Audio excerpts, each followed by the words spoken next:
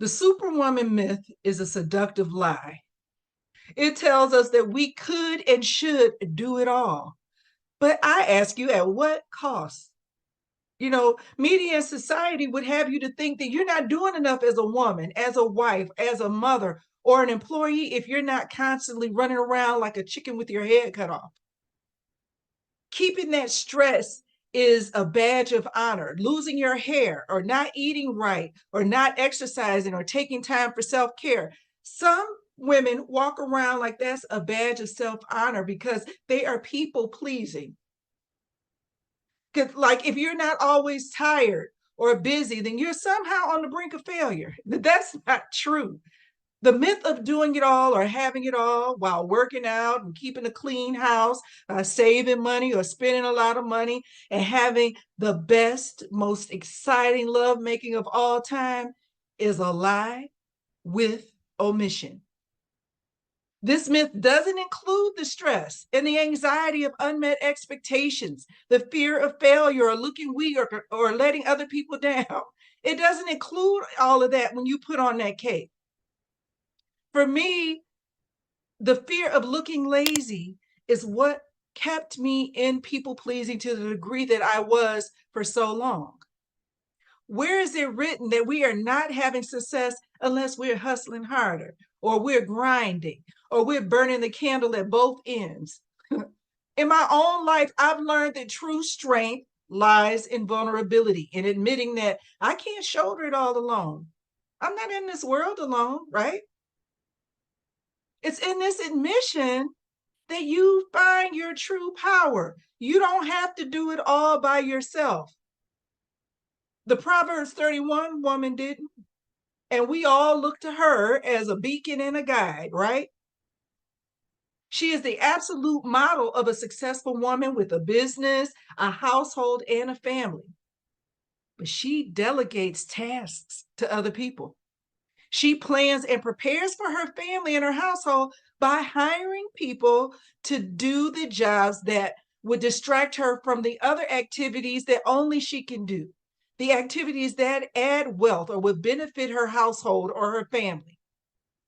Not only is the Proverbs 31 woman a woman who has developed a community to help her to achieve and create the environment she desires, she is a future thinker. She's able to develop her goals and create the plans to achieve them because she minimizes her stress and the desire to do everything herself. You work right together. People say, I don't bring my work home. You do, whether you realize it or not. What happens to you at work and the emotions that go along with it, you bring it home. So today we'll discover how to harness your emotions, turning potential conflicts into moments of sophisticated empowerment. Okay. And the first step to doing that is by identifying root causes. You don't know how to solve something if you don't know why it begins. So, understanding where your tensions come from is crucial. Are they stemming from unvoiced or unmet expectations? And a lot of times, that can cause stress and tension in your life when you're expecting something that isn't going to happen for you, but it's not going to happen for you because you're not entitled to it, or it wasn't the right time, or you just had this expectation that isn't easily met. And maybe there's communication or other things around there that it has to be addressed, but nonetheless, you're not getting the result that you want and it causes tension. Okay. And or it could be that you have fears and you haven't yet recognized what those fears are. So what I'll tell you is the only way for you to manage your emotions is to find out what they are. Today, let's talk about creating a morning routine that sets the stage for a day filled with joy and sophistication. What you do in your morning routine determines how your emotions fare during the rest of your day. I find that when I wake up and complete my morning routine, the one that works for me, I can face anything that comes my way during the day. Here's a way to look at emotional intelligence. We know that emotional intelligence is a theory that if you follow its principles, not only Well, you have the ability to manage your emotions and recognize the emotions of other people. You can operate at a higher level in every area of your life. You're no longer swayed to act on your emotions. You use logic, and logic lights the path to your future. Herself, right? If you don't have a community right now, you can develop one. You can use vulnerability and ask for help. No one can read your mind. If you don't ask for help, then you probably won't get it. You can join an in-person or online group of people with the same interests and goals, but I don't suggest, and you need to be cautious of this, of joining a group or getting with people that all they want to do is get together and complain because you have the same problem. That's not the group you want to get with. Join a group of people that you can get solutions for your problems from, or you can find encouragement or accountability. Here's another thing that you can do. Identify one area in your life where you're stretched too thin. Now, this is contemplation. And is it work? Is it family? Is it for your personal goals? Choose one task in one of those categories, whatever is causing you stress, and then delegate it to somebody else.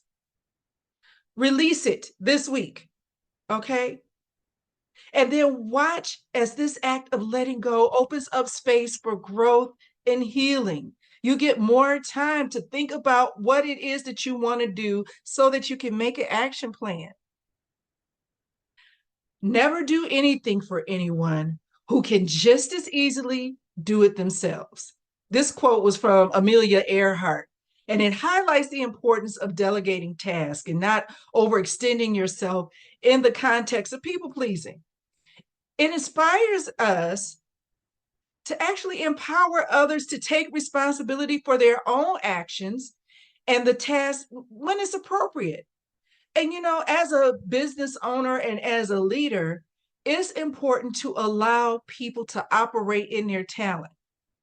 And if you have a business, that's really difficult for you to relinquish some of the activities in your business. But if you want your business to thrive, if you want your business to scale, you have to learn how to delegate. Okay. And that leads to peace. Because in the pursuit of pleasing others and wearing that cape of invincibility, you forget that the one person who needs compassion the most is you. You need compassion. You need to be nicer to yourself, kinder to yourself. And just remember, self-care is not selfish, it's essential. It's in the quiet moments of self-reflection that you rediscover who you really are.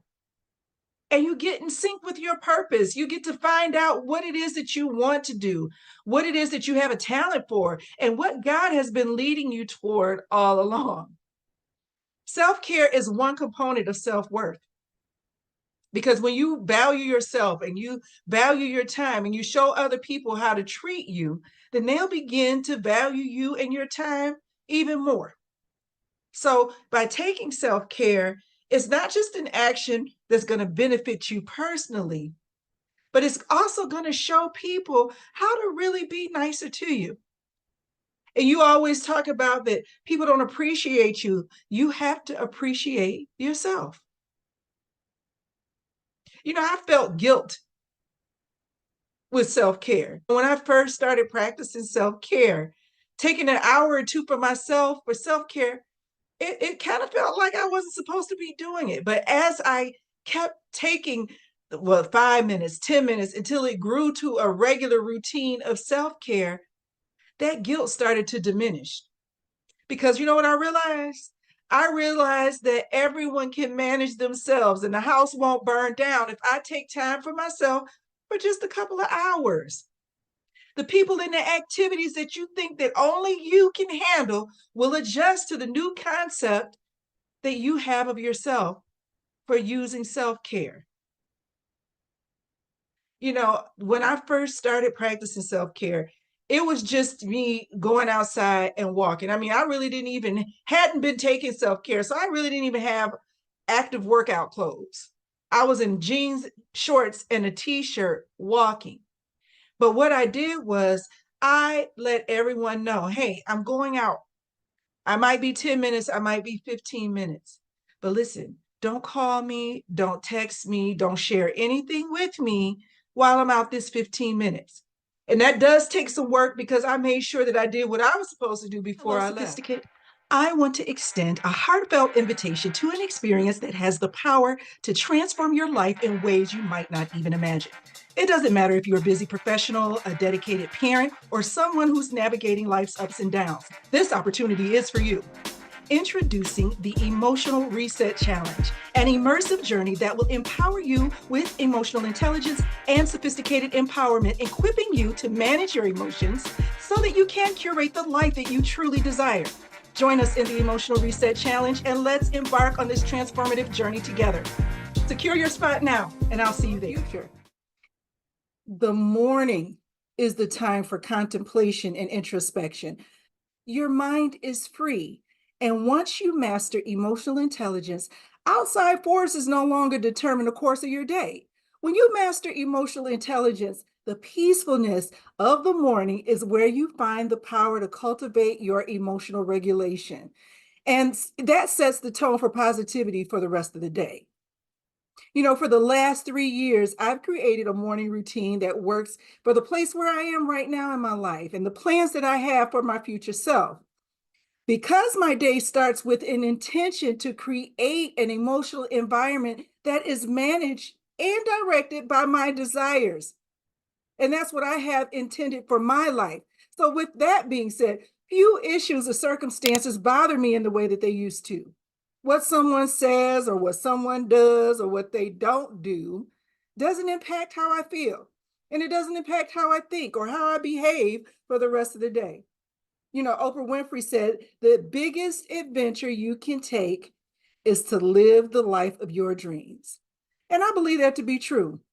When I think about having joy in my life, or when I think about what I want to do in my future, or if I'm satisfied where I am in my life right now, or in a situation that I'm in, I take time in the morning to think about those things concerning me and the people I love. The first thing you should do is think about this each morning. It's not thinking about the report that you have to submit or think about the one-on-one that you're going to have later on at work. You know, those aren't the things that you should start your morning with. It's not about how bad traffic is going to be or how high food prices are. You know, you can't change that. Those are outside forces. Those things could impact your emotions and your actions, but only if you let them. Don't let them, because these are temporary conditions or situations that may or may not be in your control at all. Maybe you haven't identified what the emotions are at all. Maybe you think the emotion that you're feeling is anxiety, and what you're really feeling is frustration. Okay. And maybe you think what you're feeling is fear, but it could be excitement because there is something new on the horizon. We all have the ability to have something new happen for us. And we can do that by managing our emotions and creating an environment that's conducive for the good things that we're looking for in our future. So, one way to do this, to kind of just pinpoint what's causing you all of this tension and stress, is to reflect and journal about it. And journaling doesn't have to be this big, long thing with this thick book like I thought it used to be. It could just be writing something down in a simple notebook. So don't go buy all these fancy journals. Go get you a notebook and write in it. Okay. And so, what you want to take note of are the moments that you have tension during the week. So if you come home and you just feeling all of this weight on your shoulders, where did it come from? You haven't seen your husband yet, and the kids are just getting home from school. Where is this stress coming from? You should identify it and write it down, and then figure out, what really triggered them. Was it an assumption? Was it an unmet expectation? Is it that someone wasn't listening to you, or was someone really putting pressure on you in a way that is abusive at work? And that happens. It's happened to me. the way that you change this triggered response, once you have identified that emotion, is by becoming an emotional planner. This is the first step towards change that needs to take place so that you can begin to master your emotions at work. Because if you're coming home and you haven't even met with your family yet, this tension has to go. We have to figure out a way to leave it at the door. You know, tension at work can be self-imposed, but maybe it's just the machine. So I write in my book, Brains and Baubles, Do What Works for You, that there comes a time where you have to make a decision about your work environment based on how it's making you feel, how it's causing you to have adverse emotions that don't benefit your future. Learn when it's time to transition. You can only do that by looking at what's triggering these emotions and this tension. When you master your emotions personally or at home, the results are greater and more fulfilling. If you find that you're yelling at the kids, or you're snappy with your husband, or you're withholding sex, or you don't feel like cooking or cleaning, I get that.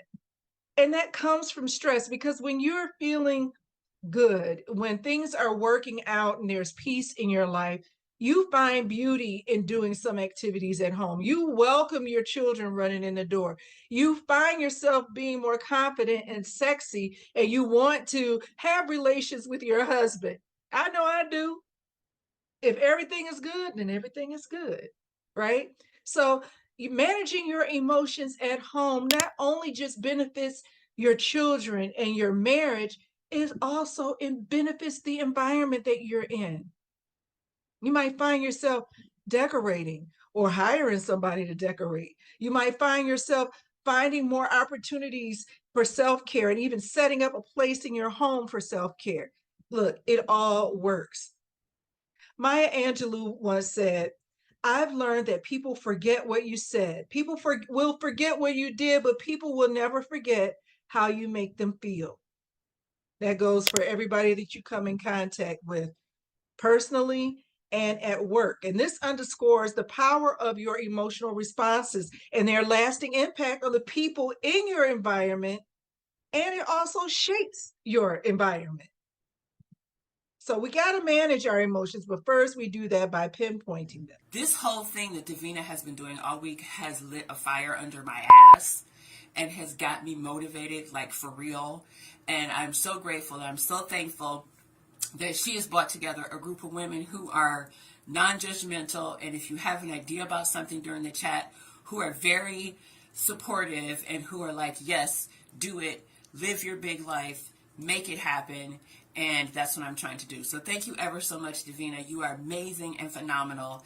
Keep doing it, girl. It would give you, like if you're looking to kind of do an emotional reset or get clarity in relationships, in your work, in your career, or whatever it is you're trying to do, I would say be a part of the next emotional reset challenge, because I know personally my focus is my business right now, and I was able to really put some things into action right there during the live. It was the craziest thing. I really liked the private group because we got to ask her direct questions, and then it was like the live was right after it. It's like the live was just a bonus. Me too. It's awesome. I feel more encouraged, more inspired, and I actually appreciate having a community where I'm learning with people who are like-minded in that they are just trying to improve themselves and their emotional intelligence. So thanks, Davina, for the challenge, and I look forward to day 3. I just completed a fabulous emotional reset challenge with Davina Dandridge. One of the best results I received was actual tools that I can implement to move my dreams to plans and ultimately goals. I encourage everyone to try this opportunity and to meet with other like-minded women. So here's what I'll tell you to do. Reflect on a recent yes, a time that you say yes to something that it should have been a no. What made you make that decision? Was it fear? Was it the need for approval? So this week, let's commit to one act of choice this week. You choose, however small it may seem. You're going to let your yes mean yes and your no mean no, regardless of what you think someone else may think about it. Proverbs 21:25 tells us, the fear of man bringeth a snare, but whosoever putteth his trust in the Lord shall be safe. This is a reminder that our self-worth and our decisions should not be anchored in others' opinions, but in our own faith, in our inner truth, and our desires. Oh, you know, I use my mornings to focus on me and focus on my dreams and focus on examining how I handle my emotions and to determine what steps I need to take to be a better version of myself and to consider how I'm received by my loved ones. Am I being the best me for them as well? That's something that I need to always focus on, not just what I want, which is important because the whole purpose of this podcast is to get women to focus more on what they truly desire. But within my future, I do see the happiness of my family and loved ones as part of my success. The morning is the time where I make the plans for my future self. But without contemplation, without introspection, how can you know yourself? You need self-awareness. Self-awareness is the way you can be your authentic self. Otherwise, you're just faking it. Because if you're doing things because it's what other people are doing, or you're doing things is because of what you think other people want you to do or their expectations, then you're not being your authentic self. On the other side, you may have the perception of yourself right now that everything is going good, except for maybe this thing or maybe that thing or some area in your life where you feel like you could use a little work, but everything else is going good. And you think that overall you're that deal, right? But the reality may be that you're not as together as you think you are, or as together as you could be. But setting your intention in the morning can put you on the right path to experience more peaceful and happy days.